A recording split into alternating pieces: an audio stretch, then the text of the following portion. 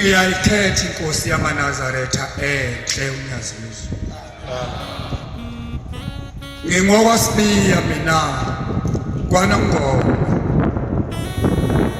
Ngethekela ke isinkwa sabantwana eGoli. Ngisabathi sandanezwe edrobheni amini. Njoba silapha amaNazaretha size kuzokhongozela isithukuthuku sikaNkulunkulu.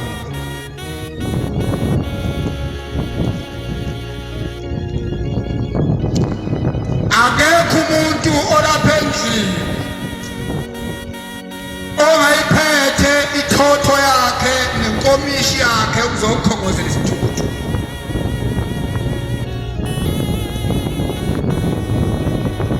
Into edala umuntu uma engene ngalamasango ematsheni amhlophe angasitholi isithukuthuku ukubheka omunye. Kunomzuzu uMaNazaretha ayingcwele lapha eMpumalanga ofikela insizwa yinhle ingazigule ilale kuthiwa kayivukanga ekuseni kusithuli. Uma ifika kwelizayo umnikazi wesithukuthuku unyazi lwezulu lusibuze lungasifumanga. Ngolunye usuku kwedlula inkosazana entethelele emhlabeni. Uma ifika kwelizayo isifica ubabamkhulu wayeseyinika ithotho.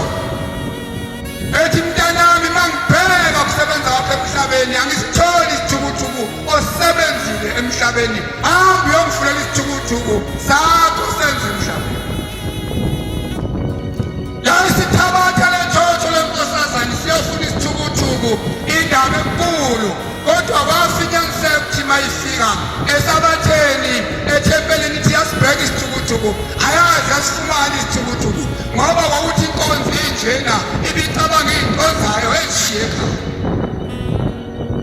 Yayidlula le nkosazana yayobheka isithukuthuku ku-14 lapho behlangana khona omama ebusuku begayana bechangathana beqondisana. Yafika ngasitholi isithukuthuku kwafinyaniseka ithi mali ku-14 yayabe ngojonga ithi kuyosini oyibanibani ngoba bangamagagu mina ngiyingeni. Ayoze analuthi ithotho kodwa ngenkathi yamukela yayiyeyile ukuthi iyogcwala ngokushesha sizofuna isithukuthuku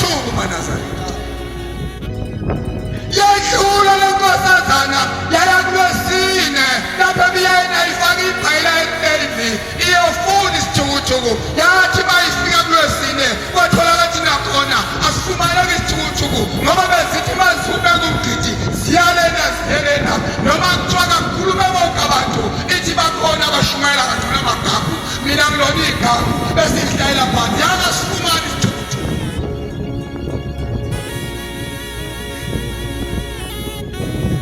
Ileyo ndaba maNazaretha ebesingaqwashisana ngayo ukuthi basesingenela lapha sesimcela uShembe ukuthi akangenele inhliziyo zethu zona izonisayo kodwa besibane inhlanhla yokusebenzela isithukuthukhu ngoba indaba enkulu kunento uyenzelele uthi ngeke uze uyenze kodwa mawufika kwenzayo ufunela kuqala engafunwa leyo ukukhoshelayo njengomkhulumisi umuntu wena ungathi uthamnandaba nakulona izindlela kwasibiya kanti ngiyofa ngiveze umunweni mawufika lena kuthiwa hamba umbize nikhulume naye ukhiye wangena kuye. Ngiyakhumbula umfundisi uMhlongo eguqe phambi kwehlelo sobukhosi eNdlunkulu ekhuluma indaba yakhe uthi ngangilele embhedeni sengiyalezela ukuthi ngingahamba noma yinini uthi inkosi yamaNazaretha yaqhamuka yaveza ulayini wayintombi amakhosazana ongcwele umgidi uthi yayisibuza yathi mfundisi wami kuloya layini ubani ombonayo uthi ngathi ngibona inkosazana yami akhona yayisithi inkosi yamaNazaretha ehene mfundisi ngeke ngikuthathe emhlabeni noma ngeke ngivume umphefumulo wakho ukuthi wedlule esandleni sami ngoba le yangane esemgidini iyongabaza ukuthi nguNkulunkulu ngizokuphilisa ngoba unaleya nkosazana.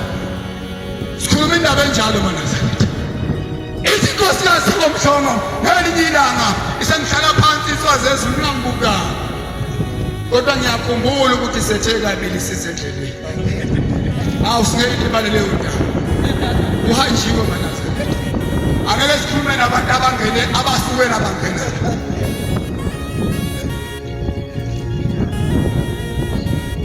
uthi uMamkhize uthi ngiyakhumbula ngesikhathi senkosi nangezulu uthi nganginoswana lontombazane yamendala uthi ngalelo langa ngangilele ilapha esifeni sami uthi kanti ukufa kuzongitshontsha ngithemba ngiqala ukukhuluma umuntu uyahamba engakhulile.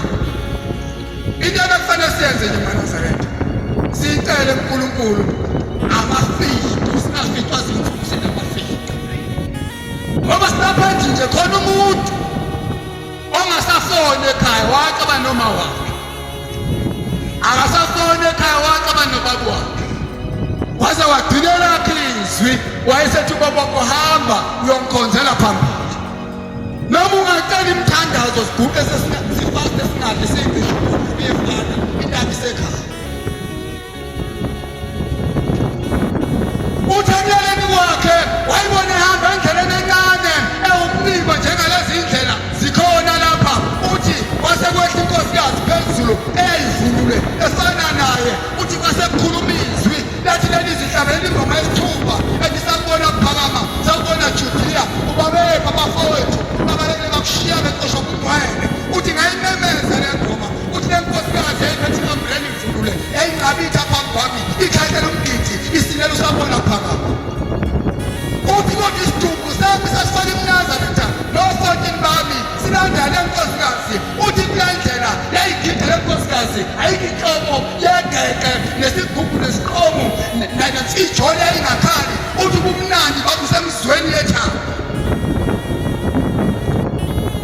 uthi sasithi masihamba nale nkosikazi yesibili yimi uthi lapha endleleni kwakunabantu ababejabulile bethi awuyahamba ingane yomuntu incane bethi abanye awukwazi wahamba umakoti uthi abanye bebeka izandla emehlweni bekhala usizi lokufa bebona umphefeni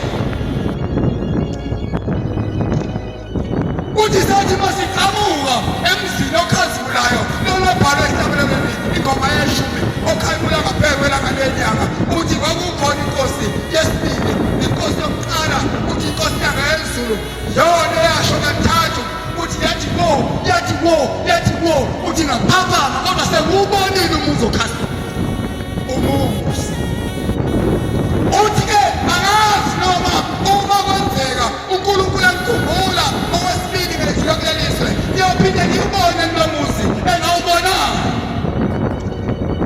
asihlale kahle maNazaretha sisebenzele ikhaya lethu inkosi iseliswini